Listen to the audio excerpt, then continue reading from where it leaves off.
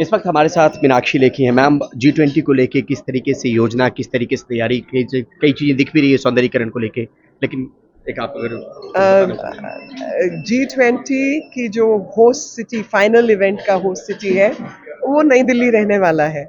और यहाँ की सांसद होने के नाते, इस क्षेत्र से होने के नाते, और संस्कृति विभाग का कार्यभार और एक्सटर्नल अफेयर्स का कार्यभार होने के नाते मुझे लगता है कि ये हमारे लिए, खास तौर पे दिल्ली वासियों के लिए एक ब्लेसिंग है कि G20 के चलते तो इतना सुंदर जो प्रस्तुति है दिल्ली की, वो दिल्ली की जनता को प्रसन्नचित्त कर रही है। तो चाहे वो फव्वारे हो, चाहे वो ग्रीनरी हो, चाहे वो स्कल्पचर्स हो, मूर्तियां हो, ये सब ने, और लाइटें हो, दिल्ली को अति सुंदर कर दिया है। और सबका मन प्रसन्न है जब वो आसपास ये सुंदर नज़ारा देखते हैं। जो डेलीगेट्स आएंगे मैम, उनके साथ कई लोगों के परिवार भी आएंगे, तो उनको कैसे एंगेज करके रखेंगे?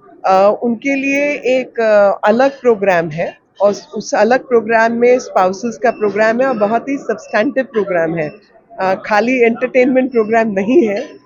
थोड़ा सा बता देती हूँ आपको कि जैसे जितनी स्पाउसेस हैं, उनका सुबह का जो कार्यक्रम रहेगा वो इंडियन एग्रीकल्चरल रिसर्च इंस्टीट्यूट में रहने वाला है, ताकि भारत ने किस तरीके से तरक्की की और हम आत्मनिर्भर बने भोजन के मामले में, और सुरक्षा, खाद्य सुरक्षा जो भारत ने प्राप्त की, उसमें हमारे साइंटिस्ट, वैज्ञानिकों का बहुत बड़ा हाथ है। और उस विज्ञान की दुनिया का छोटा सा परिचय कि जो जितनी हाईटेक लैब बनी हुई है, जहाँ पे कृषि संबंधित रिसर्च होती है, उन तकनीकों पे काम होता है। और साथ ही भारत ने जैसे international year of the millet declare करवाया, और वो भी विश्व की खाद्य सुरक्षा को लेकर काम किया, सस्टेनेबल डेवलपमेंट को लेकर काम किया, क्योंकि आधी समय में, मतलब मान लीजिए गेहूं को पकने में 4 महीने का समय लगता है, 4 साढ़े 4 महीने का। तो जो मिलेट्स हैं वो 2.5 महीने के अंदर, 2 से 2.5 महीने के बीच में तैयार हो जाता है। तो आधे समय में पूरी फसल, और साथ में वो फसल जो आपके सिस्टम के लिए बेहतर है। तो चाहे डायबिटिक लोग हैं, या न्यूट्रिएंट जो अधिक न्यूट्रिशन है, वो मिलेट्स में है। तो ये सब जानकारी वैज्ञानिक रूप से भारतीय भोजन जी। मोन्यूमेंट्स वगैरह भी घुमाएंगे मैम? एग्जीबिशन तैयार की है, एग्जीबिशन के साथ साथ शॉपिंग एक्सपीरियंस तैयार किया है, कल्चरल प्रोग्राम तैयार है, तो काफी सारी चीजें हैं। शॉपिंग एक्सपीरियंस कहाँ पे मैम? वो भी NGMA में है। अच्छा जी। और मोन्यूमेंट्स कौन कौन हम दिखाने के लिए? वो बात की बात है, मुझे मैं डिटेल अभी क्या ही बोल सकती। अच्छा, और भी कोई चीज अगर बताएंगे? भारत मंडपम में ये भी बात आ रही है कि खादी खादी का भी जी।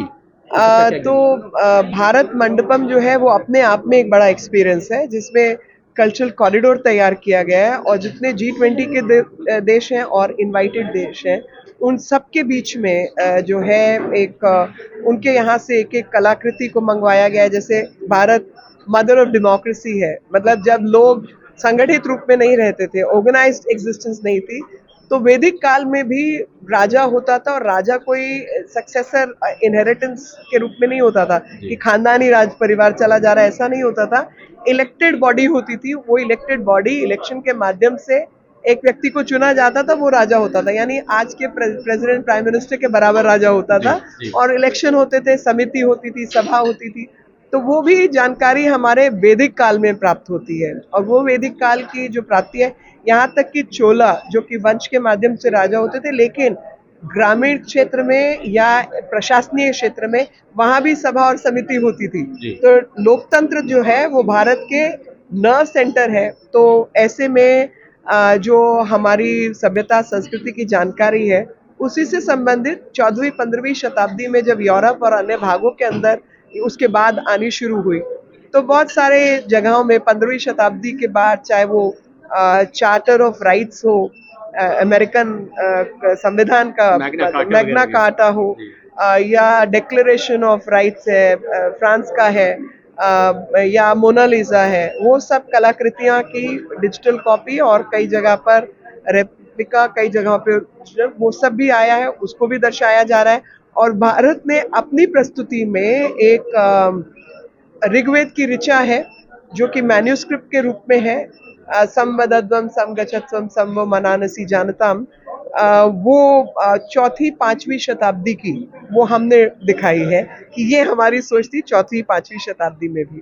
तो कुल मिला के एक जो बड़ा इवेंट है, एक्सपीरियंस बहुत बड़ा इवेंट है और भारत की अध्यक्षता का सबसे बड़ा जो लाभ है वो ये है कि संस्कृति को एक इकोनॉमिक फोरम में इतना महत्व दिया गया है कि संस्कृति के माध्यम से भी आप अपनी अर्थव्यवस्था को बढ़ा सकते हैं और हिस्सेदारी कर सकते हैं। और आर्थिक व्यवस्था क्या, अगर मन और मस्तिष्क और आत्मा की तृप्ति ना हो, तो आत्मा की तृप्ति, मन मस्तिष्क की तृप्ति तो संस्कृति के माध्यम से ही होती है। तो अर्थव्यवस्था का जो फाइनल लक्ष्य है वो मन मस्तिष्क और आत्मा की तृप्ति है। ये कल्चरल कॉरिडोर में क्या आम लोग भी इसके बाद जा सकते हैं? बाद में वो बताएंगे आपको, उसका बहुत क्या मुश्किल है। क्या होता है उसका बताएंगे आप। बहुत मुश्किल है। नई दिल्ली से परिमल कुमार, एनडीटीवी मीडिया।